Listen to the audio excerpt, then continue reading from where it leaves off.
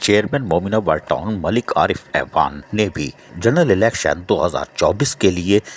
कौमी असम्बली की 2 और सूबाई असम्बली की 1 नशिस्त के लिए अपने कागजात नामजद की जमा करा दिए हैं। जी हाँ, चेयरमैन मोमिनाबाद टाउन मलिक आरिफ ऐवान ने, जबकि चेयरमैन मोमिनाबाद टाउन मलिक आरिफ ऐवान और general secretary IYW Meraj Shah की जनरल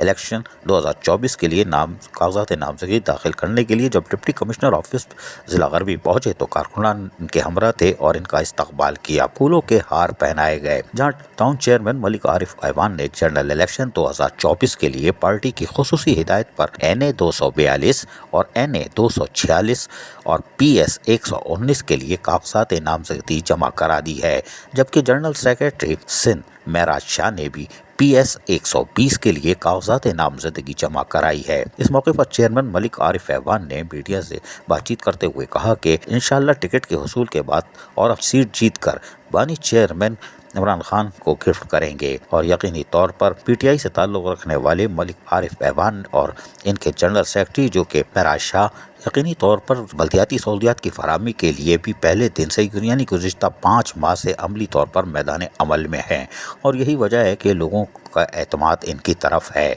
और यही वजह है कि चेयरमैन मोमिनाबाद टाउन मलिक आरिफ ऐवान और जनरल सेक्रेटरी मेराज शाह ने जब कागजात नामजदगी जमा कराए, वापसी पर लोगों ने नारे भी लगाए और इनका ज़बरदस्त इस्तकबाल भी किया गया था। वाज़ेह रहे कि बल्दियाती खिदमत की अंजामदही के साथ साथ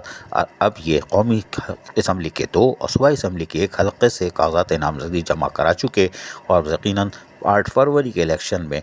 मोमिनाबाद में इनकी कामयाबी नुमाया दिखाई दे रही है। अजीज आरिफ, KBS बल्दियाती न्यूज़ कराची। ऐसी ही खूबसूरत वीडियोस फ्यूचर में हासिल करने के लिए रेड बटन पर क्लिक करके और बेल आइकॉन को प्रेस करके हम सबके सब्सक्राइबर बनना मत भूलिए।